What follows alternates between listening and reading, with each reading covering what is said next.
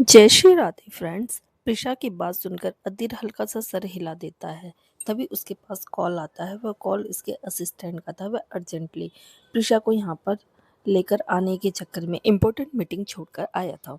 उसने call receive किया, अपने असिस्टेंट से थोड़ी बहुत बात की और फिर कॉल कट करते हुए बोला, ऑल राइट, तुम्हारे चक्कर में मेरी बहुत इंपॉर्टेंट मीटिंग रह गई, चलता हूँ। मैं जल्द ही तुम्हें कॉन्टैक्ट करूँगा और हाँ, हॉस्पिटल का बिल मैंने ऑलरेडी भर दिया है। वह खड़ा होता है तो प्रिशा हैरानी से पूछती है, इम्पोर्टेंट मीटिंग? तुम तो डिटेक्टिव हो ना, तुम्हारी भी मीटिंग्स होती हैं?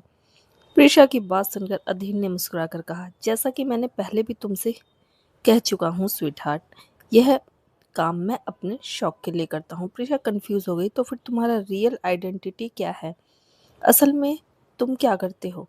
यह सुनकर अधीर अपनी आईब्रोज को ऊपर उठाकर बोला, मेरे बारे में जानने के लिए तुम कुछ ज्यादा ही क्यूरियस नहीं हो रही हो?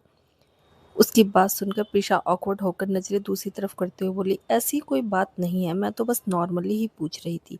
अधीर ने जवाब दिया, डाइवोर्स पेपर्स जब रेडी हो जाए तो मुझे मैसेज करके बता देना, मैं रिसीव करने के लिए आ जाऊंगा। प्रिशा थोड़ा नर्वस होकर अधीर की तरफ देखकर बोली, आर यू श्योर कि तुम ऐसा कर सकते हो? अगर सक्षम को पता लग गए तो?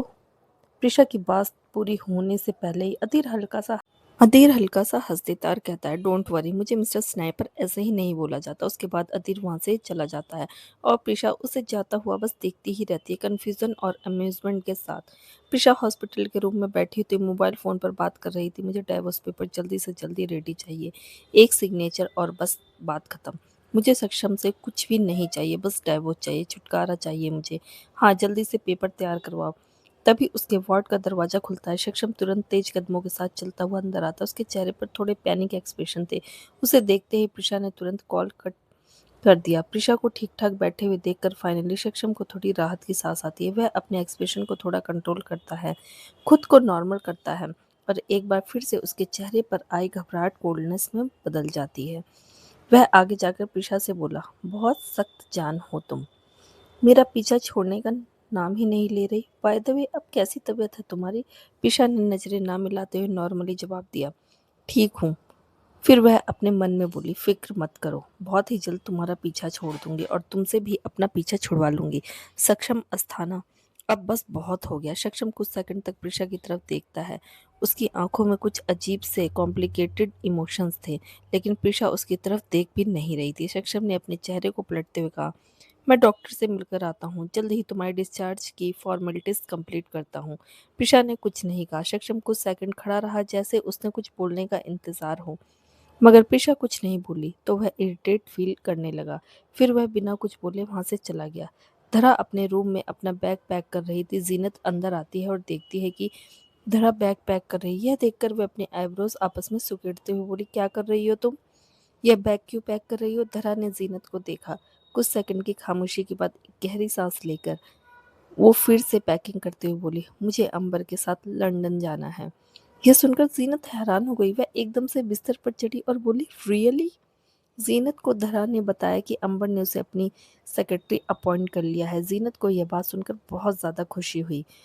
उससे ज्यादा बेहतर कौन समझ सकता था कि धरा उस आदमी के लिए कितनी पागल है। उसके बाद भी उसने उसकी गर्लफ्रेंड बनने के प्रपोजल को सीधा सीधा ठुकरा दिया। यह काबिले तारीफ हरकत थी। उसकी जगह कोई और लड़की होती तो बिछ जाती उसके सामने जाकर। आखिर इतने बड़े रॉक स्टार की गर्लफ्रेंड कौन नहीं बनना चाहेगा? वह भी इतना हैंडसम, पैसे वाला, इतना टैलेंटेड और सबके दिलों की धड़कन। धरा ने बिस्तर पर बैठते हुए कहा, अब उसने मुझे अपनी पर्सनल सेक्रेटरी बना ही लिया है तो उसके सारे काम अब मुझे ही मैनेज करने पड़ेंगे। यार, मैं तो बहुत ज़्यादा नर्वस फील कर रही हूँ। मैं आज तक कभी अब्रोड नहीं गई। जीनत आंखें रोल करती हुई बोली, मुझे कैसे नहीं पता होगा, हम तो आज तक कभी इस सिटी से बाहर ही नहीं गए। यू आर वेरी लकी कि तुम्हें उसके साथ लंदन जाने का मौका मिल रहा है। All the very very best, okay? अच्छे से एंजॉय करना। धरा मुस्कुरा देती है। तभी अंबर का कॉल आ जाता है। यह देखकर वे एकदम से खड़ी हो जाती है। थोड़ा नर्वस होकर तुरंत कॉल रिसीव करती है और बाहर की तरफ चली जाती है बात करने के लिए। अब क्योंकि वह अंबर की पर्सनल सेक्रेटरी बन गई थी तो उसके सारे काम उसे ही देखने हैं। तो ऐसे कॉल अब आते ही रहेंगे। लेकिन जीनत खुश थी धरा के लिए। अगर उन दोनों की बात बन जाती है तो जीनत से ज़्यादा खुशी किसी और को नहीं होगी। जीनत बिस्तर पर लेटी हुई थी। लेटे लेटे अचानक उसके ज़हन में आरुष का ख़्याल दौड़ जाता है, वह रात, जब वह उसके साथ टैक्सी में थी, जब दोनों लोग ड्राइव पर जा रहे थे और अयाना ने इंस्टाग्राम पर दोनों की पिक्चर्स अपलोड कर दी थी। आरुष की बातें अभी भी उसके ज़हन में घूम रही थी। एक और चीज़ उसने नोट किया कि जो उसे बहुत ज़्यादा अजीब लगी, वह था कि आरुष जब दोनों की पिक्स देख रहा था तो उसके चेहरे पर कुछ अजीब से एक्सप्रेशन थे। वह ऐसे देख रहा था जैसे कोई बहुत ही आई कैचिंग चीज़ देख रहा हो और अपनी नज़रें हटा ही नहीं पा रहा हो। उसकी नज़रें अचानक तस्वीर पर ऐसे चिपक गई थी कि हटने का नाम ही नहीं ले रही थी। कैसे देख रहा था वह और अपने अंगूठे से कैसे तस्वीर को सहला रहा था। उसने यह भी देखा कि उसने कैसे तस्वीरों को अपनी गैलरी में सेव भी किया। ना चाहते हुए भी ज़ीनत के दिल की धड़कनें तेज़ हो गई। वह एकदम से उठकर बैठी और सोचने लगी, उसने हमारी तस्वीरों को सेव क्यों किया होगा? ज़ीनत नहीं जानती थी कि आरुष ने ऐसा क्यों किया, मगर उसकी हरकत वाकई में उसे अजीब लगी। आरुष अपने सारे भाइयों के साथ क्लब में प्राइवेट रूम में था। सब ड्रिंक के लिए वहाँ आए हुए थे। आरुष आराम से फैलकर सोफे पर बैठा हुआ था। अधीर दोनों के लिए ड्रिंक बनाता है। वह आरुष की तरफ देखता है। आरुष मोबाइल फ़ोन में थोड़ा सा गेम खेलने में बिजी था। सिद्धार्थ भी वहाँ पर आकर बैठ जाता है। अधीर एक स्माइल देते हुए बोला, ड्रिंक? सिद्धार्थ हल्का सा अपना सर हिला देता है। अधीर उसके लिए भी ड्रिंक बनाता है और फिर उसे दे देता है। सिद्धार्थ चुपचाप ले लेता है, मगर उसके चेहरे पर कुछ खोए-खोए से एक्सप्रेशन थे। अधीर अपनी आईब्रोज को हल्का सा ऊपर उठाते हुए बोला, क्या हुआ? All okay? सिद्धार्थ एक्चुअली जिस दिन शिवा के साथ वेपन्स लेने के लिए गया था, उस दिन कुछ हुआ था, कुछ अमेजिंग, हैरान कर देने वाला।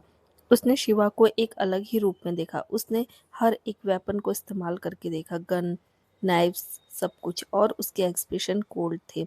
वो कितना अच्छा उन्हें इस्तेमाल कर रही थी कि उसे देख सिद्धार्थ के साथ-साथ वहाँ के जो लोग थे उनका भी मुंह फट गया। That's girl is remarkable. Siddharth ने बस नॉर्मली अपना सर हिलाया और कहा, हाँ सब ठीक है। तभी एक हॉट लड़की आरुष के पास आती है और बड़े ही प्यार से उसके बगल में बैठकर उसे ड्रिंक का ग्लास देती है। ऐसी लड़कियां आरुष के अगल बगल घूमती ही रहती थी। कोई बड़ी बात नहीं थी। आरुष का ध्यान फाइनली अपने मोबाइल फोन से हटकर अपने बगल में बैठी उस खूबसूरत अप्सरा के ऊपर जाता है। वह प्यार से आरुष के और भी ज़्यादा नज़दीक आ जाती है, कभी उसकी जांघों को, कभी उसके सीने को अपने हाथों से सहलाकर उसे सेडक्टिव स्माइल देती है। आरुष के लिए यह सब कुछ बहुत नॉर्मल था। सिद्धार्थ और अधीर इस पर ध्यान नहीं दे रहे थे। यह सब कुछ वह देखकर, बार-बार देखकर बहुत ज़्यादा बोर हो चुके थे। कुछ खास इंटरेस्टिंग नहीं था। वह लड़की प्यार से आरुष के करीब आई और फिर उसे किस करने के लिए अपने होठों को आगे बढ़ा दिया। आरुष ने भी कोई ऐतराज नहीं दिखाया। यह देखकर उस लड़की की हिम्मत थोड़ी और बढ़ गई। इतने हैंडसम लड़के को वो रजिस्टर नहीं कर सकती थी। अगर एक रात इसके साथ बिताने को मिल जाए तो मज़ा ही आ जाए। अपने हिप्स को हल्का सा मूव करती हुई वह उसकी गोद में बैठ जाती है। उसके होठों पर होठ रख उसे किस करने लगती है। आरुष उसके बालों में उंगलियां डालकर, आंखें बंद कर वह भी किस करने लगता है, मगर तकरीबन 5 सेकंड में ही उसे बहुत अजीब-सा महसूस होता है। कमाल है, कुछ अजीब था, उसे मज़ा नहीं आ रहा था। उसे इस लड़की के होठ टेस्टी नहीं लग रहे थे। पता नहीं क्यों आँखें बंद करते ही उसके ज़हन में बस जीनत का ही ख़्याल आया। उसके होठों का टेस्ट, उसकी खुशबू क्या अमेज़िंग थी, बहुत ही ज़्यादा अमेज़िंग। उसके मुकाबले यह लड़की बिल्कुल फीकी और टेस्टलेस है। 5 सेकंड से ज़्यादा आरुष किस कंटिन्यू नहीं कर पाया। उसने तुरंत ब्रेक दिया। अचानक आरुष की हरकत से उस लड़की को थोड़ी-सी डिसअपॉइंटमेंट फ़ील हुई।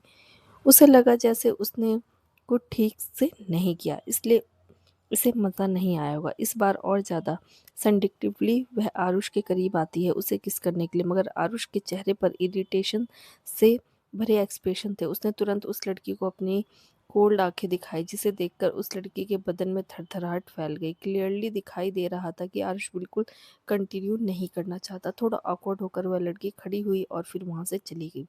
डिसअपॉइंटमेंट के साथ सिद्धार्थ और अधीर ने इस हरकत को नोट किया और एक दूसरे की तरफ अजीब नज़रों से देखने लगे और फिर आरुष की तरफ। अधीर ने थोड़ा छेड़ते हुए कहा, क्या हुआ? आरुष डोगरा ने पहली बार किसी लड़की को इतना डिसअपॉइंटमेंट किया है? सब ठीक है ना?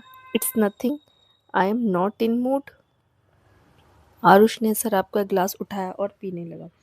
उसने तुरंत अपना मोबाइल फ़ोन उठाया, फिर गैलरी में जाकर उन तस्वीरों को देखने लगा जो उसने सेव की थी। उसकी और ज़ीनत की किस करती हुई तस्वीरें। एक बार फिर से उन्हें देखकर आरुष का हार्ट बीट स्किप कर जाता है। अपने घर में अपने बिस्तर पर लेटे हुए आरुष सोने की कोशिश कर रहा था। उसकी आंखें लग गई थी और सपने में उसे कुछ ऐसा दिखाई दिया। ज़ीनत बड़ी मासूमियत भरी नज़रों से उसे देख रही थी। आरुष ने उसे अपनी बाहों में खींच लिया, उसके लाल-लाल होठ जैसे उसे इनवाइट कर रहे थे। आरुष ने अपना सलाइवा गटक लिया, वह अपनी बाहों में उस खूबसूरत लड़की को रेस्ट नहीं कर पा रहा था, उसके होठों को इग्नोर नहीं कर पा रहा था। अगले ही पल वह उसे गहराई से किस करने लगता है, इतनी ज़्यादा गहराई से जितना शायद ही उसने कभी किसी को किस किया होगा। उसके होठों का टेस्ट, उसकी खुशबू आरुष को बहुत ज़्यादा पागल कर देती है। बीच-बीच में ज़ीनत के मौन्स आरुष को बेचैन कर देते हैं। वो उसके हिप्स कस लेता है और उसे गोद में बिठा लेता है। ज़ीनत इतनी ज़्यादा टेस्टी थी कि आरुष का मन ही नहीं भर रहा था। उसका हल्का-सा शरीर उसकी बाहों में था, उसके मूव्स करते हिप्स आरुष को नीचे से बहुत बेचैन करने लगते हैं। आरुष उसके अंदर की सारी ऑक्सीजन ही खींच लेता है। इतने इंटेंस किस में उसके हाथ उसके कपड़ों में जाकर उसे सहलाते हैं। ज़ीनत की बेचैनी भरी सिसकियाँ तेज हो जाती हैं। उसके हिप्स लगातार मूव्स कर रहे थे जो आरुष को अपनी लिमिट्स पर पुश कर रहे थे। वो किस के बीच में डेस्परेट भरी आवाज़ में बोला, "oh man, Zeenat, you are just amazing. I can't get enough of you. You taste so good baby, so good." धीरे धीरे दोनों के बीच का पैशन बहुत ज़्यादा बढ़ जाता है। दोनों के बदन की हीट पकड़ने लगती है। एक झटके में आरुष उसके अंदर एंटर कर जाता है और जीनत प्लेज़र और दर्द से चीख देती है और बार-बार उसका नाम लेती है। आरुष पागल हो जाता है, जैसे वो बस उसमें समा जाना चाहता हो। हर झटका पहले से ज़्यादा हार्ड, ज़्यादा इंटेंस था। ज़ीनत का चिल्लाना, उसकी मोर्निंग आरुष की स्पीड को बढ़ाती है, बहुत ज़ोर-ज़ोर से, और ना जाने कितनी ही बार वो उसे फ़ील करता है। आरुष को पहले इतना प्लेज़र, इतनी अमेज़िंग फ़ीलिंग कभी भी महसूस नहीं हुई। उसे ऐसा लग रहा था जैसे उसे जन्नत मिल गई हो। उसने मदहोशी में ज़ीनत को अपनी बाहों में भरा और उसके होठों से निकल गया, "I love you Zeenat. You are so amazing baby, damn amazing." तभी अचानक एक झटके में आरुष की आंखें खुल जाती हैं और वह फटाक से नींद से जागता है। उसकी आंखें बड़ी हो गई थी, दिल जोर-जोर से धड़क रहा था, माथे पर पसीना आया हुआ था और सांस भी तेज हो गई थी। व्हाट द फक, यह क्या था जो उसने अभी-अभी देखा? आरुष तुरंत नोट करता है कि यह एक सपना था। वह अपने घर के रूम में अपने बिस्तर पर सो रहा था। उसे पहले कभी इस तरह के सपने नहीं आए थे। ये पहली बार था कि उसे इतना पैशनेट सपना आया था, और वह भी किसके साथ? ज़ीनत के साथ। But oh my God! सपने में वह क्या लग रही थी? दोनों के बीच का पैशन, उसे क्या फ़ील हो रहा था? सो गुड, सो अमेज़िंग। अपनी धड़कनों को, अपनी साँसों को कंट्रोल करते हुए माथे पर आए हुए पसीने को पोंछता है, पर तभी अचानक उसे कुछ महसूस होता है। जब वह ब्लैंकेट हटाकर देखता है तो उसके चेहरे पर डिसबिलीफ था। फक, ये सब एक सपने की वजह से रियली? आरुष अपनी आंखों पर यकीन नहीं कर पा रहा था। वह अपने पापी शरीर को कोस रहा था। एक सपने की वजह से उसकी बॉडी इतनी बुरी तरह से रिएक्ट आखिर कैसे कर सकती है? वह अपने माथे को रगड़ता है और हेल्पलेस होकर उस हिस्से को देखता है। Fuck man! आरुष तुरंत इरिटेशन में बाथरूम में जाता है और आधे घंटे तक ठंडे पानी का शावर लेता है जब तक उसकी हीट शांत नहीं हो जाती। फाइनली वह आकर बालकनी में जाता है और सिगरेट जला लेता है। वहाँ लगे काउच पर बैठकर वो स्मोकिंग करता है और सोचता है, क्या सच में मैंने उसके साथ और फिर उसे आई लव यू कहा? आरुष हैरान था। उसने ज़िंदगी में पहली बार इतना हॉट सपना देखा था, और उसमें इमेजिन किया भी तो किसे? ज़ीनत को। वह इरिटेटिंग अनोइंग लड़की क्या इतना इफ़ेक्ट डाल चुकी है उसके ऊपर कि अब उसे सपनों में भी इमेजिन करने लगा है? लेकिन वैसे कुछ भी कहो, कितनी ज़बरदस्त फीलिंग आ रही थी उसे बाहों में पकड़ने के साथ, उसके साथ वो सब करने में। आरुष तुरंत इन गंदे ख्यालों को दिमाग से निकालता है और अपने आईब्रोज के नीचे वाली जगह पर बार-बार पिंच करता है। Shit, shit, shit! यह क्या सोच रहा हूँ मैं? वह बस एक सपना था, उसके बारे में इतना क्यों सोच रहा हूँ? सपनों में तो कुछ भी दिखाई दे सकता है, उसका कोई लॉजिक थोड़ी ना होता है। वह अंदर जाकर बिस्तर पर लेट जाता है, कुछ सेकंड तक सोने की कोशिश करता है पर नींद नहीं आती। फिर ना चाहते हुए भी उसका ध्यान अपने मोबाइल फ़ोन की तरफ चला जाता है। क्या वह इस वक़्त सो गई होगी? कॉल करके देखें? बट 1 मिनट, इतनी रात को उसे कॉल कैसे कर सकता हूँ? और मैं कॉल क्यों कर रहा हूँ? आरुष को खुद समझ में नहीं आ रहा था, मगर पता नहीं क्यों वह खुद को रोक नहीं पा रहा था। उसने तुरंत फ़ोन उठाया और कॉल भी नहीं किया, सीधा वीडियो कॉल किया। वीडियो कॉल क्यों किया? क्या उसे इतनी ज़्यादा तलब लगी उसका चेहरा देखने की? दूसरी तरफ ज़ीनत फैल कर अपने बिस्तर पर सो रही थी, बहुत ज़ोर से सो रही थी, उसे बहुत ज़ोर की नींद आ रही थी।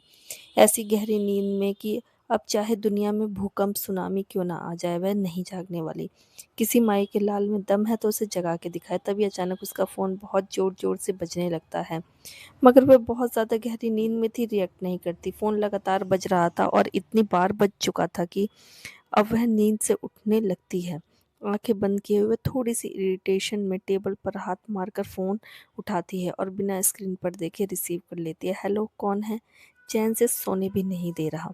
वह बहुत ज़्यादा गहरी नींद में थी। आरुष जो कि स्क्रीन की तरफ देख रहा था, वह ज़ीनत की नींद भरी आवाज़ सुनता है, मगर स्क्रीन पर उसका चेहरा दिखाई नहीं देता।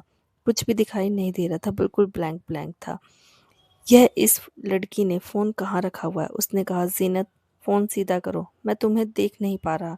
यह आवाज़ सुनकर ज़ीनत थोड़ी-सी आँखें खोलती है, कन्फ्यूज़न में स्क्रीन को देखती है और फाइनली आरुष को देखकर वह थोड़ी-सी हैरान हो जाती है। आरुष उसका नींद से भरा हुआ चेहरा देखता है और उसकी हार्ट बीट स्किप करने लगती है। Oh my God! नींद में भी ये कितनी ज़्यादा क्यूट लग रही है। ज़ीनत ने स्लीपी-स्लीपी आँखों से स्क्रीन की तरफ देखते हुए कहा, क्या हुआ? तुमने मुझे इतनी रात को कॉल क्यों किया? मुझे नींद आ रही थी। ये बोलते हुए ज़ीनत लंबी सी उबासी लेती है। उसकी हरकत इतनी क्यूट लगती है कि आरुष हल्का-सा हँस देता है और फिर कहता है, मुझे नींद नहीं आ रही थी। एक्चुअली 2 घंटे बाद मेरी एक कॉन्फ्रेंस मीटिंग है। सोचा तब तक तुम्हारे पास कॉल कर लेता हूँ, थोड़ा टाइम पास करने के लिए। अगर मैं किसी से बात नहीं करूँगा तो मैं सो जाऊँगा और मीटिंग बहुत ज़रूरी है तो मैं सो नहीं सकता। आरुष ने बहाना बना दिया था क्योंकि उसके पास कुछ और नहीं था बोलने के लिए। तो जो भी उसके दिमाग में आया वो बोल दिया। यह सुनकर ज़ीनत के चेहरे पर आरुष सीरियस वाले एक्सप्रेशंस आ जाते हैं।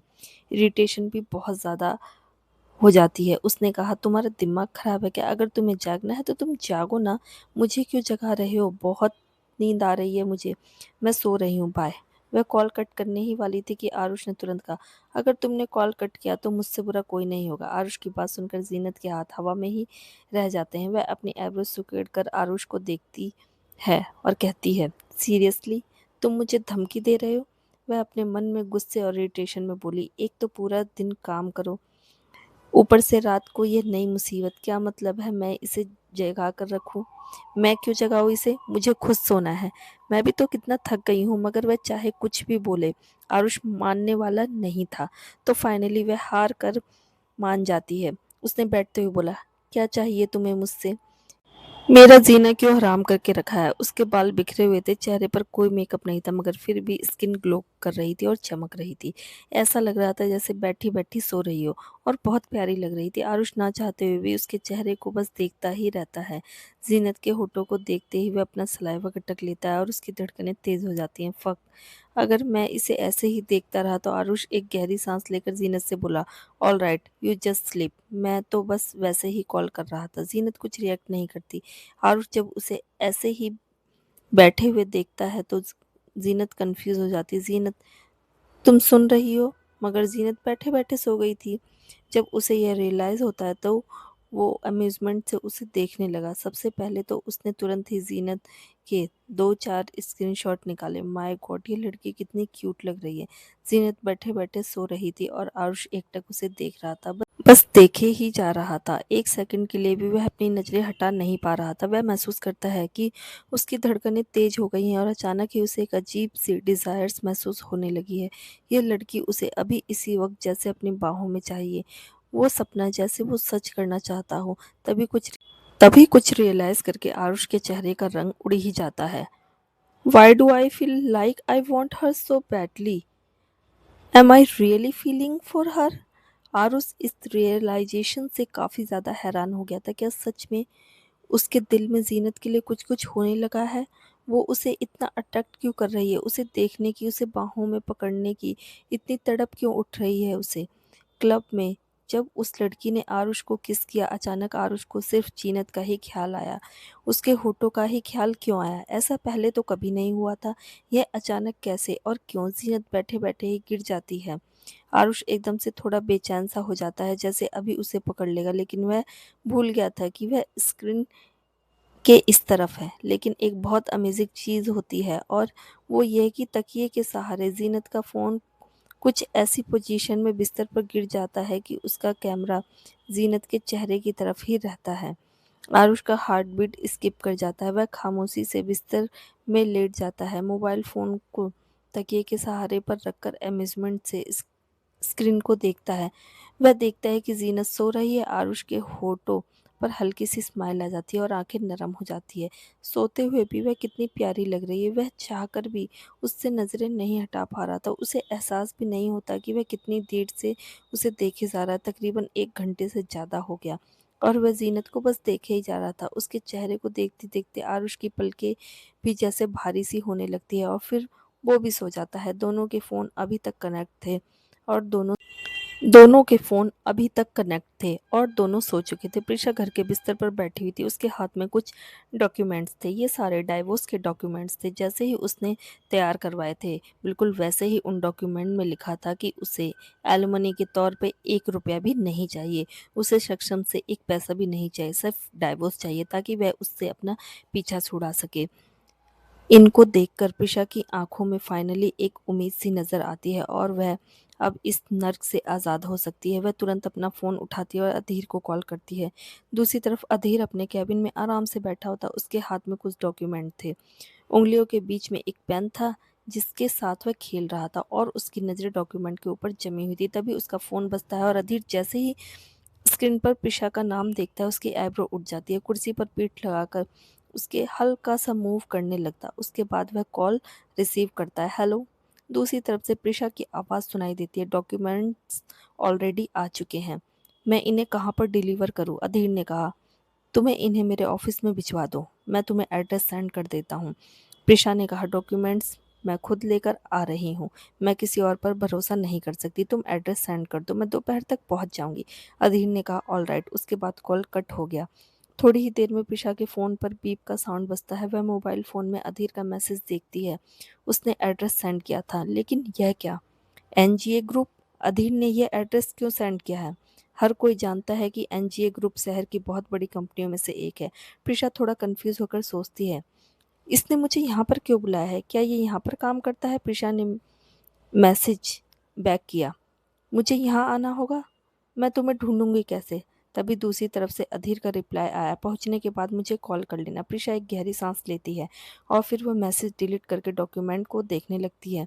वह कुछ सेकंड तक उन्हें देखती है। फाइनली एक बार इन पर साइन हो जाए तो वह सक्षम की कैद से हमेशा के लिए आज़ाद हो जाएगी। उसे यह तो नहीं पता था कि एक बार सक्षम से आज़ाद होने के बाद वह क्या करेगी, लेकिन जितना वह सक्षम को जानती है कि वह बहुत ही गिरा हुआ इंसान है और उसे लेकर बहुत ही ज़्यादा साइको है, इतनी आसानी से उसे जाने नहीं देगा। डाइवोर्स भी हो गया तो भी उसे घसीट कर वापस लाने का कोई ना कोई तरीका वह ढूंढ ही लेगा।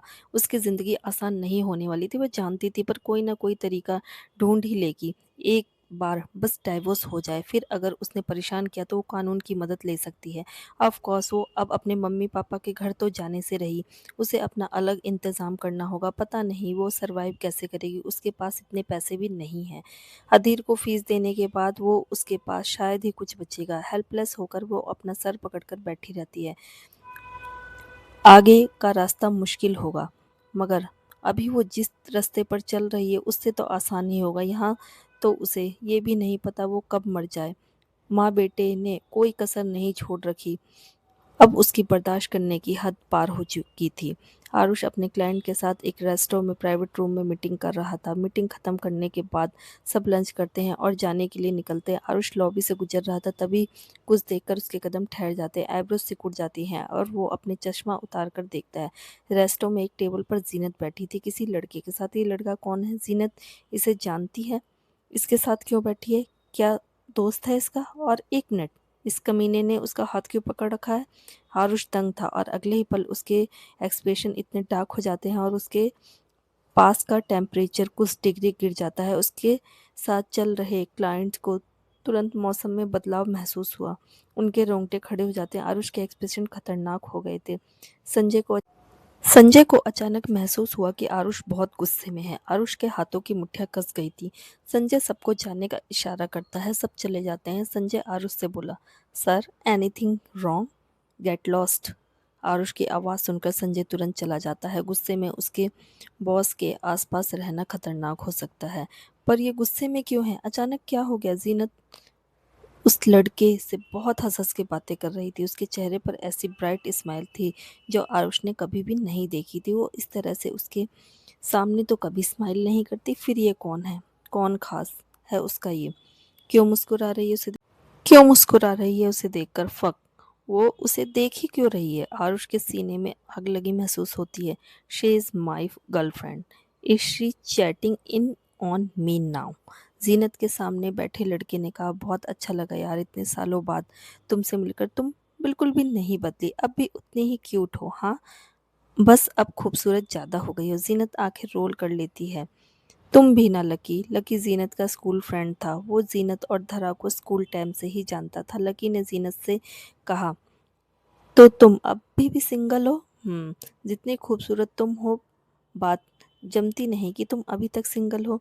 ज़ीनत हल्का सा हंस देती है। फिर वह कुछ बोलने ही वाली होती है कि तभी पीछे से एक डार्क आवाज़ सुनाई देती है। किसने कहा कि वह सिंगल है? दोनों ने पलटकर देखा तो ज़ीनत थोड़ी-सी हैरान हो गई कि पीछे आरुष खड़ा हुआ था। उसे देख ज़ीनत कन्फ्यूज़न में भौहें सुकेड़ लेती है। आरुष चलता हुआ आगे आता है। वो ज़ीनत की तरफ देखता है। प्यार से उसके बालों को थोड़ा पीछे करते हुए बोला, सही कहा तुमने, इतनी खूबसूरत लड़की सिंगल नहीं हो सकती। ज़ीनत सिंगल नहीं है, वो मेरी गर्लफ्रेंड है। लकी चौंक जाता है। ज़ीनत काफ़ी ऑकवर्ड हो जाती है। आरुष मुस्कुराकर उसके बगल में बैठते हुए बोला, बेबी क्या हुआ? अपने फ्रेंड से अपने बॉयफ्रेंड को इंट्रोड्यूस नहीं करवाओगी? हुँ? ज़ीनत डिसबिलीव से उसकी तरफ देखती है। ज़ीनत को आरुष का बिहेव अजीब क्यों लग रहा है? Boyfriend like really? क्या ये भूल रहा है कि वो दोनों नकली बॉयफ्रेंड और गर्लफ्रेंड हैं? वो उसे अपने दोस्त से इंट्रोड्यूस क्यों कराएगी? और 1 मिनट, इसने ऐसा मुँह क्यों बना रखा है? ऐसा क्यों लग रहा था जैसे ये गुस्से में है? आरुष ने कहा, कोई बात नहीं, मैं अपना इंट्रोडक्शन खुद ही दे देता हूँ। उसके बाद वो लकी को देखता है, जिसे देखते ही उसकी आंखें कोल्ड हो जाती हैं। मेरा नाम आरुष है, आरुष डोगरा, डोगरा ग्रुप का सीईओ और जीनत का बॉयफ्रेंड। आरुष ने प्राउड के साथ अपना इंट्रो दिया। व्हाट? डोगरा ग्रुप का सी डोगरा ग्रुप का सीईओ? वो शहर की टॉप कंपनी, उसका सीईओ? आरुष डोगरा। आरुष की बात से लग रहा था जैसे वो बता नहीं रहा, डिक्लेयर कर रहा है कि वो जीनत का बॉयफ्रेंड है। तुम्हारी तारीफ मिस्टर? आरुष कोल्ड आंखों से लकी को देख रहा था। लकी को अचानक ही थोड़ी सफोकेशन सी महसूस हो रही थी। उसने अपने कंपोजर को थोड़ा मेंटेन करते हुए कहा, लक्ष्य चौधरी, मैं जीनत का स्कूल फ्रेंड हूँ। आरुष अपनी आईब्रोज को ऊपर उठा लेता है। ओह आई सी। प्रिशा गाड़ी को एनजीए ग्रुप के बाहर रोक देती है। यहीं पर आने के लिए बोला था मिस्टर स्नाइपर ने। एक काम करती हूँ, उसे कॉल कर लेती हूँ। वह फटाफट अपना फ़ोन उठाती है और अधीर के नंबर पे कॉल करती है। अधीर मीटिंग रूम में बैठा हुआ था। सामने इम्पोर्टेंट मीटिंग चल रही थी। आसपास लोग बैठे हुए थे और इसका फोकस स्क्रीन पर था। स्क्रीन के बगल में खड़ा इंसान स्लाइड को एक्सप्लेन कर रहा था। तभी अचानक अधीर का फ़ोन वाइब्रेट करने लगता है। अधीर का ध्यान चला जाता है।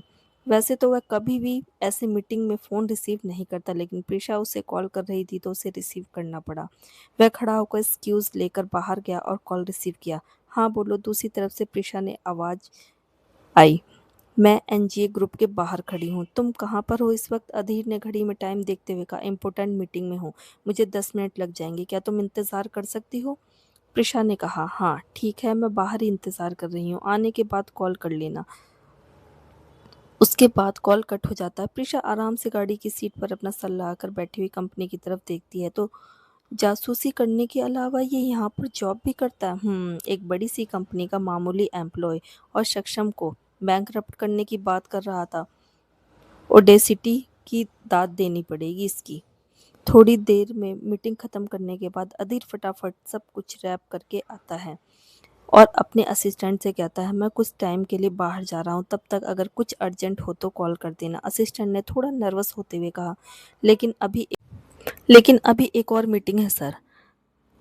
आप इस वक्त कहाँ जा रहे हैं? अधीर ने जवाब दिया, मुझे आधा घंटा लग जाएगा। हाँ मुझे पता है मीटिंग है, थोड़ी डिले कर देना। उसके बाद बिना असिस्टेंट का जवाब का इंतजार किए अधीर वहां से चला गया। उसने बिजनेस सूट, पैरों में पॉलिश शूज, आंखों पे चमचमाते काले चश्मे और हाथ में एक्सपेंसिव ब्रांडेड वॉच पहनी हुई थी। वह जब ऑफिस के कॉरिडोर से गुजरता है तो ऑफिस की लड़कियां ना चाहते हुए भी अपने हैंडसम सेक्सी बॉस को देखे बिना नहीं रह पाती। एक तो इतना हैंडसम नौजवान लौंडा, ऊपर से करोड़पति बाप का बेटा, ऊपर से इकलौता और वह भी सिंगल। आखिर कौन सी लड़की इसे अपने हुस्न के जाल में फंसाना नहीं चाहेगी।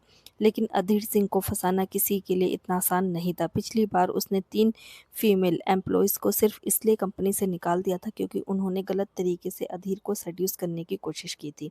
अधीर बाहर से बहुत चिल पर्सनैलिटी दिखता था, लेकिन उसे ऐसे डबल फेस लोगों से सख्त नफरत है। कंपनी के बाहर आकर वह इधर-उधर नज़र मारता है, तभी उसे सड़क के दूसरी तरफ एक गाड़ी खड़ी दिखाई देती है। प्रिशा गाड़ी के बाहर थी।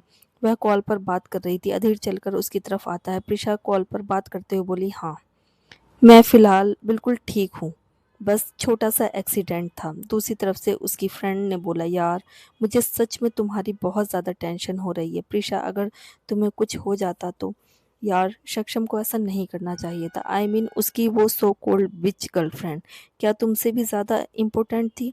प्रिशा ने एक हेल्पलेस कड़वी-सी स्माइल के साथ कहा, मैं उसके लिए कभी इम्पोर्टेंट थी ही नहीं और ना ही कभी हो सकती हूँ। अगर उसकी गर्लफ्रेंड की जगह कोई गली का आवारा कुत्ता होता ना, तो मेरे ऊपर वह उसी को बचाता। यह सुनकर प्रिशा की फ्रेंड भी कुछ देर तक खामोश हो जाती है, फिर कहती है, मैं सच में तुम्हें ऐसे नहीं देख पा रही। प्रिशा ने कहा, डोंट वरी, बहुत जल्दी मैं उससे छुटकारा पाने वाली हूँ। मैं उसे ऑलरेडी डिवोर्स देने का मन बना चुकी हूँ। सुनते ही उसकी फ्रेंड एकदम से उछल पड़ती, what, really, oh my god, ये तो बहुत ही अच्छा डिसीजन लिया यार तुमने। मैं तुम्हें बता नहीं सकती कि मैं कितनी ज़्यादा खुश हूँ तुम्हारे लिए। थैंक गॉड, फाइनली तुम्हें थोड़ी-सी तो अक्ल आई। प्रिशा ने कहा, ऐसी बात नहीं है सीमा, मैं उसे कभी डाइवोर्स देना नहीं चाहती थी, लेकिन वह कभी भी इस चीज़ के लिए नहीं मानेगा। यह सुनकर सीमा ने थोड़े कंफ्यूज होते हुए कहा, तो फिर तुम उससे डाइवोर्स कैसे लोगी? सक्षम की पर्सनालिटी को देखते हुए सच में कभी भी नहीं मानेगा डाइवोर्स के लिए। वह तुम्हारी लाइफ को और भी ज़्यादा मुश्किल बना देगा यार। प्रिशा, मुझे तुम्हारी बहुत ज़्यादा टेंशन हो रही है। प्रिशा ने कहा, डोंट वरी, मैंने ऑलरेडी सॉल्यूशन निकाल लिया। मुझे पता है कि मुझे उसे कैसे डाइवोर्स देना है। लेकिन सीमा, डाइवोर्स के बाद मुझे नहीं पता मेरी लाइफ फिर से ट्रैक पर जाने वाली है नहीं। मुझे सर्वाइव करने के लिए पैसे चाहिए होंगे। क्या तुम मेरे लिए कोई जॉब ढूँढ सकती हो? तुम जानती हो ना, मैं तुम्हारे अलावा किसी पर भरोसा नहीं कर सकती। सीमा ने तुरंत कहा, हाँ यार, ये कोई पूछने की बात है? डेफ़िनेटली मैं तुम्हारे लिए अभी से जॉब ढूँढना शुरू कर देती हूँ। तुम चिंता मत करो, ठीक है? प्रीशा पलटते हुए बोली, thank you Seema, you are so. इतना ही उसने कहा था कि उसकी इतना ही उसने कहा था कि उसकी नज़र सामने से चलते हुए आते अधीर पर पड़ी। एकदम से वह खामोश हो गई। उसकी नज़रें अधीर के ऊपर जम गई। Oh my God! वह इतना हैंडसम लग रहा था। उसकी तरफ चलता हुआ 6 फुट जितना लंबा शरीर, पतली कमर, चौड़ा मजबूत सीना, चौड़े कंधे, एकदम परफेक्ट हाइट, बॉडी पर परफेक्ट फिटिंग का सूट, आंखों पर काले चश्मे। ऐसा लग रहा था जैसे कोई सेलिब्रिटी उसकी तरफ चलकर आ रहा हो। अचानक प्रिशा की हार्ट बीट स्किप कर जाती। उसे रियलाइज़ भी नहीं होता कि वह अधीर को बस देखे ही जा रही थी। सीमा की आवाज़ लगातार आ रही थी, लेकिन उसकी आवाज़ पर प्रिशा का जैसे ध्यान ही नहीं जा रहा था। प्रिशा, हेलो हेलो, तुम सुन रही हो ना? वह एकदम से होश में आती है और ऑकवर्ड होकर अपनी नज़रें चुरा लेती है। हाँ, मैं तुमसे बाद में बात करती हूँ। सीमा ने कहा, ओके, अच्छा, ठीक है। अधीर चलकर प्रिशा के पास आता है और कहता है, हेलो प्रिशा। प्रिशा भी थोड़ा ऑकवर्ड होकर बोलती है, हेलो। उसके बाद वह कुछ नहीं बोलती। यह देखकर अधीर अपने आईब्रोज को हल्का सा ऊपर उठा लेता है। क्या हुआ? Any problem? प्रिशा ने तुरंत ना में सर हिलाया और कहा, नहीं। और क्या हम कहीं बैठकर बात कर सकते हैं? हम यहाँ पर ऐसे सड़क पर खड़े होकर बात नहीं कर सकते ना। अधीर ने कहा, ऑल राइट, चलो मेरे साथ। प्रीशा तुरंत अपना सर हिलाती है, अपना पर्स उठाती है और अधीर के साथ साथ चलने लगती है। दोनों एक बड़े से रेस्टोरेंट में एंट्री करते हैं। उनके अंदर आते ही वहाँ पर मैनेजर तुरंत उसके पास आता है और बोलता है, हेलो सर, आप यहाँ पर? अधीर ने हल्का सा सर हिलाया। मैनेजर ने कहा, मैं आपका प्राइवेट रूम तैयार करवा दूं? अधीर ने फिर हल्का सा सर हिला दिया। मैनेजर तुरंत उनका प्राइवेट रूम तैयार करवाता है और अधीर प्रिशा के साथ वहां चला जाता है। प्रिशा थोड़ी कंफ्यूज्ड लग रही थी। उसने अधीर की तरफ देखकर कहा, प्राइवेट रूम? तुम्हारा यहाँ पर प्राइवेट रूम भी है? अधीर ने प्रिशा की तरफ देखा और पूछा, क्यों नहीं हो सकता? प्रिशा कुछ नहीं बोली, पर मन ही मन में सोचने लगी, दिखने में आज थोड़ा अलग लग रहा है। ऐसा लग रहा है जैसे कोई बिजनेसमैन हो। यह तो नौकरी करता है ना वहाँ पर। फिर यह सब प्रिशा को कुछ समझ में नहीं आ रहा था, लेकिन वह इस बात पर ज़्यादा गौर नहीं करती क्योंकि यह उसके लिए इम्पोर्टेंट नहीं था। फिलहाल उसके लिए इम्पोर्टेंट कुछ और था। दोनों प्राइवेट रूम में आकर अपनी अपनी जगह पर बैठ जाते हैं। अधीर दोनों के लिए कॉफ़ी ऑर्डर करता है। उसके बाद जब फाइनली दोनों वहाँ पर अकेले होते हैं तो वह थोड़ा सीरियस होकर प्रिशा की तरफ देखकर पूछता है, how are you feeling now? Prisha थोड़ा सा ऑकवर्ड हो जाती है। अपने बालों को कानों के पीछे करते हुए कहती है, आई एम फाइन। अधीर बस हल्का सा अपना सर हिला देता है। प्रिशा डाइवोर्स पेपर्स निकाल कर उसके सामने रख देती है और कहती है, ये मैंने डाइवोर्स पेपर्स तैयार करवा लिए हैं। तुम्हें सक्षम के इन पर सिग्नेचर लेने हैं। तुम ऐसा कर पाओगे ना? अगर सक्षम को पता चल गया तो इसके आगे वह कुछ बोल नहीं पाती। उसकी हल्की सी आवाज़ की थरथराहट बता रही थी कि उसे डर भी लग रहा है। सक्षम कितना क्रूर हो सकता है, ये वो देख चुकी थी। अगर उसे पता चला कि डाइवोर्स लेने की कोशिश कर रही है प्रिशा, उससे दूर जाने की, उसकी पकड़ से निकलने की कोशिश कर रही है, तो वह उसके साथ क्या कर सकता है, यह सोचकर ही वो अंदर से काँप जाती है। अधीर प्रिशा की तरफ देखता है। उसकी आवाज़ की हल्की सी थरथराहट से वह महसूस कर गया कि वह थोड़ा डरी हुई और नर्वस महसूस कर रही है। पता नहीं क्यों, लेकिन उसे थोड़ी हिम्मत देने के लिए अधीर ने अपना हाथ आगे बढ़ाकर उसके कंधे पर रख दिया। अचानक उसकी हरकत से प्रिशा का दिल और जोर-जोर से सीने में उछलने लगा। अधीर ने थोड़ी सॉफ्ट आवाज़ में कहा, घबराओ मत। अगर तुम नहीं चाहती कि उसे पता चले तो नहीं चलेगा। पूरे डाइवोर्स के प्रोसीजर के दौरान उसे एक बार भी पता नहीं चलेगा। यह डाइवोर्स ज़रूर होगा। You have my words, okay? Prisha कुछ सेकंड तक अधीर की तरफ देखती है। कुछ पल के लिए तो वह हैरान हो जाती है। यह आदमी इतना सॉफ्टली उससे बात कर रहा था, उसे हौसला दे रहा था जितना तो कभी उसकी किसी फैमिली मेंबर ने भी उसे नहीं दिया। इसकी आंखों में डिटर्मिनेशन नज़र आ रही थी कि यह उसे नर्क से पक्का आज़ाद करवा ही देगा। हाँ, शायद इसलिए यह इतना हाईली पेड डिटेक्टिव है, क्योंकि एक बार यह जो काम अपने हाथ में ले लेता है, फिर उसे पूरा किए बिना दम लेता है। चलो, अच्छी बात है, प्रिशा ने बिल्कुल सही डिटेक्टिव चुना है, लेकिन यह बात उसे सच में समझ में नहीं आ रही थी कि अधीर यह सब कुछ अधीर यह सब कुछ कैसे करने वाला है। उसने फाइनली अधीर से पूछ लिया, क्या अभी भी तुम मेरे हस्बैंड के कांटेक्ट में हो? प्रिशा की बात सुनकर अधीर ने ना में सर हिलाया और डॉक्यूमेंट को देखने लगा। प्रिशा ने कहा, तो फिर तुम उसके सिग्नेचर कैसे लोगे? अधीर ने अभी भी डॉक्यूमेंट में ही नजर गड़ाए हुए जवाब दिया, तुम उसकी चिंता मत करो, वह मैं देख लूंगा। प्रिशा को नहीं पता था कि अधीर यह सब कुछ कैसे करेगा, लेकिन जब उसने कहा है कि यह देख लेगा, तो वो इसकी प्रॉब्लम है। प्रिशा को सिर्फ डाइवोर्स चाहिए, चाहे वह कैसे भी करके हो। अधीर की आईब्रोज हल्की सी सिकुड़ गई। जब वह डॉक्यूमेंट चेक कर रहा था तो उसने प्रिशा की तरफ देखा और थोड़ी सीरियस आवाज में कहा, आर यू श्योर कि तुम्हें उसकी प्रॉपर्टी में से एक पैसा भी नहीं चाहिए? ये डॉक्यूमेंट बिल्कुल क्लीन है, जो बोल रहे हैं कि डाइवोर्स के बाद तुम्हारा उससे कोई लेना देना नहीं होगा, तुम्हें एलुमनी में 1 रुपया भी नहीं मिलेगा अगर इन डॉक्यूमेंट की वजह से तुम्हारा डाइवोर्स हुआ तो। प्रिशा ने जवाब दिया, मुझे उसके पैसे नहीं चाहिए, मुझे बस उससे अपना पीछा छुड़वाना है। अधीर प्रिशा से बोला, मैं समझता हूँ, मगर तुम उसकी वाइफ हो, उसकी 50% प्रॉपर्टी में तुम्हारा हक है। अगर तुम उसका अगर तुम्हें उसका डर लग रहा है तो चिंता मत करो।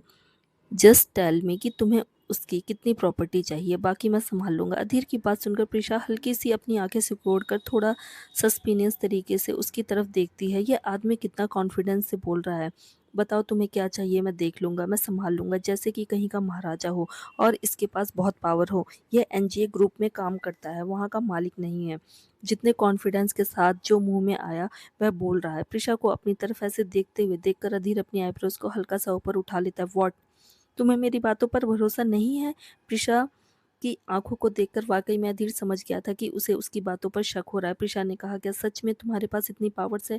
अगर मैं कहूँ कि मुझे उसकी 50% प्रॉपर्टी चाहिए तो तुम क्या ऐसा करवा सकते हो? अधीर हल्का सा हंसा और बोला, 50% तुम्हारा हक है, तुम 100% भी बोलोगी तो वो भी मिल जाएगा। प्रिशा अपनी आंखें रोल कर लेती है। उसे लगता है जैसे आदमी फ्लर्ट कर रहा है या फिर बड़ी बड़ी हाँक रहा है। उसने कहा, मुझे उसका एक पैसा भी नहीं चाहिए, पर सिग्नेचर करवा दो किसी भी तरह से। अधीर ने इस बात पर ज़्यादा जोर न देते हुए डॉक्यूमेंट को वापस रखा और कहा, ठीक है, हो जाएंगे। इसके बाद प्रिशा पर्स से एक बैंक कार्ड निकालती है और अधीर की तरफ देती है। अधीर कन्फ्यूजन में पहले उसकी तरफ और फिर प्रिशा की तरफ देखता है। प्रिशा ने जवाब दिया, इसमें 5 मिलियंस है। तुम्हारी फीस इतनी काफ़ी होगी या तुम्हें और चाहिए? प्रिशा के पास जितने भी पैसे थे उसने अधीर की तरफ बढ़ा दिए। अगर इसने और पैसों की डिमांड की तो वह बस सोच ही रही थी कि वह पैसों का अरेंजमेंट कैसे और कहाँ से करे। शायद किसी दोस्त से मदद ले या अपनी कोई ज्वेलरी बेच दे, पर कहीं से तो पैसे का इंतज़ाम वह ज़रूर करेगी। उसे डेस्परेटली इस आदमी की मदद की ज़रूरत है। अगर थोड़े बहुत पैसे ज़्यादा भी लगेंगे तो कोई बात नहीं, कैसे भी करके वह मैनेज कर लेगी। अधीर ने बैंक कार्ड वापस उसकी तरफ सरकाते हुए कहा, उसकी ज़रूरत नहीं है, मुझे तुमसे पैसे नहीं चाहिए। यह सुनकर प्रिशा एकदम से हैरान हो गई। क्या कहा इस आदमी ने अभी-अभी? उसे पैसे नहीं चाहिए, लेकिन इसे पैसे क्यों नहीं चाहिए? क्या इसने नहीं कहा था कि इसकी फीस इसकी फीस अफोर्ड कर पाना हर किसी के बस की बात नहीं है? और 1 मिनट, क्या इसे ये पैसे कम लग रहे हैं? हाँ, शायद यही हो सकता है। कम ही लग रहे होंगे इसलिए वापस लौटा दिए। थोड़ा ऑकवर्ड होते हुए प्रिशा ने कहा, अगर तुम्हें लगता है कि पैसे बहुत कम हैं तो मुझे बता सकते हो कि तुम्हें कितने पैसे चाहिए, मैं अरेंज कर दूँगी।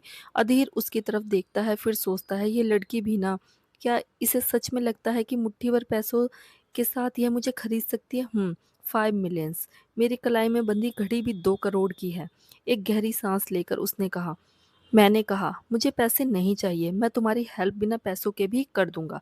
अधीर की बात सुनकर अब तो प्रिशा की हैरानी का वाकई में कोई ठिकाना नहीं था, मगर अब उसे कुछ गड़बड़ लग रही थी। अपनी आंखों को सस्पिनियसली थोड़ा सा छोटा करते हुए उसने कहा, इस दुनिया में कुछ भी फ्री में नहीं होता, तो मेरी इतनी बड़ी हेल्प फ्री में क्यों कर रहे हो? आखिर तुम्हारे इरादे क्या है? प्रिशा चाहकर भी इस फीलिंग को इग्नोर नहीं कर पाती। यह आदमी उसके मल्टी मिलियनेयर हस्बैंड से टकराने की तैयारी में है। सिर्फ उसके लिए वह फ्री में, बिल्कुल फ्री में, कोई कुछ भी फ्री में नहीं कर सकता। ज़रूर इसके पीछे भी इसका कोई हिडन एजेंडा होगा। प्रिशा की बात सुनकर अधीर कुछ सेकंड अम्यूज़मेंट में उसे देखता है और फिर हंसने लगता है। उसे हंसता हुआ देख प्रिशा और भी कंफ्यूज होकर बोली, क्या मैंने कोई जोक मारा? तुम्हें इतनी हंसी किस बात की आ रही है? अधीर ने थोड़ा शांत होते हुए कहा, नहीं, कुछ नहीं, पर मुझे सच में पैसे नहीं चाहिए। प्रिशा ने पूछा, अगर पैसे नहीं चाहिए तो और क्या चाहिए? अधीर प्रिशा की तरफ देखता है। कुछ सेकंड तक बस वह उसे देखता ही रहता है। उसका छोटा सा गोल गोल क्यूट सा चेहरा और उसकी आंखें तो और भी ज़्यादा छोटी हो गई थी जब वह शक भरी नज़रों से उसे देख रही थी। मगर एक चीज़ थी जो अधीर इग्नोर नहीं कर पा रहा था, उसके मेकअप के पीछे छुपे हुए चोटों के निशान के दाग। उसके हाथ, उसके गले पर भी ऐसे निशान थे। उसने जितना हो सके उसे छुपाने की पूरी कोशिश की, लेकिन अधीर की चीते जैसी नज़र जैसे मेकअप को चीर कर अंदर से उसकी सारी चोटों को देख रही हो। इस वक्त अधीर को सक्षम पर इतना गुस्सा आ रहा था कि वह सचमुच उसका मुंह तोड़ना चाहता था। एक तो ये लड़की ऑलरेडी इतनी हल्की-फुल्की नाजुक है, ऊपर से उस आदमी को ज़रा भी शर्म नहीं आती किसी औरत को इतनी बुरी तरीके से मारते-पीटते हुए। यह कितनी डेस्परेट है उससे पीछा छुड़वाने के लिए और कितनी डरी हुई है उसकी क्वालिटी से। ना चाहते हुए भी अधीर उसकी मदद करने से खुद को रोक नहीं पा रहा था। रीज़न चाहे जो भी हो, उसे एक स्ट्रॉन्ग फीलिंग आ रही थी कि उसे इस लड़की को प्रॉब्लम से निकालना चाहिए। अधीर कुछ बोल पाता उससे पहले ही प्रिशा ने डॉक्यूमेंट वापस लिए, कार्ड वापस लिया, अपने पर्स में डाला और बोली, अगर तुमने पैसे नहीं लोगे तो मुझे तुम्हारी कोई भी मदद नहीं चाहिए। To be continue. हर हर महादेव दोस्तों।